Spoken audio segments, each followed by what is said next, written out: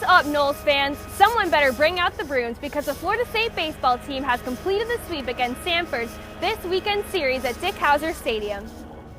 The way that we played, the focus that we showed was very impressive. I can't say enough about the way we approached it. I'm pleased with the effort. Glad that we were able to get everybody in the ball game again. For the FSView and FSUnews.com, I'm staff writer Alyson Lewis alongside senior staff writer Michael Hudak. What a series! The Noles bounced back from a midweek loss against South Florida and completely dominated the field this series. Michael, how do you feel about the change in tempo from the midweek loss to this weekend's series? How were the Noles able to complete the sweep?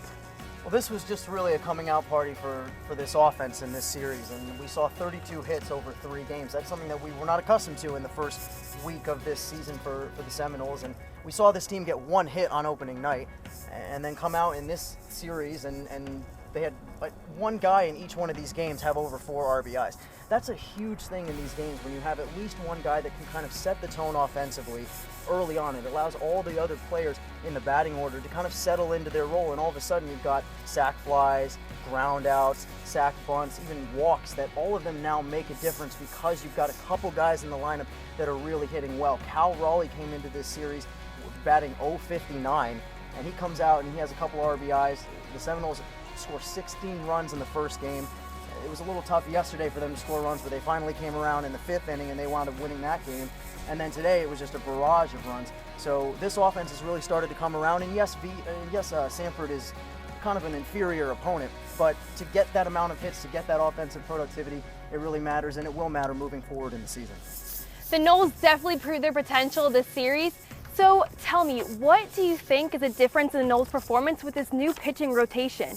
How do you think that this new staff is going to benefit the Seminoles?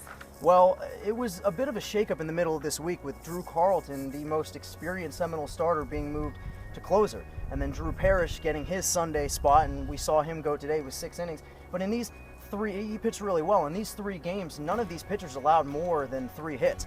I mean, these guys, and they all went 5+ innings. This was a really good performance for these pitchers in this series to help complete this sweep, and it sets the tone defensively for the Seminoles. It allows everything to come together in full circle for this defense and for this team. Now, as far as Drew Carlton goes, I know that this team, and especially Mike Martin, they were excited to have Carlton in that closer role. He came in this 9th inning, walked a guy, but he still had a pretty good performance. And now to have that kind of an arm to be able to close out the games, that's something that Florida State really hasn't had these last couple of years, and I think it's something that this team is going to benefit from in the long run.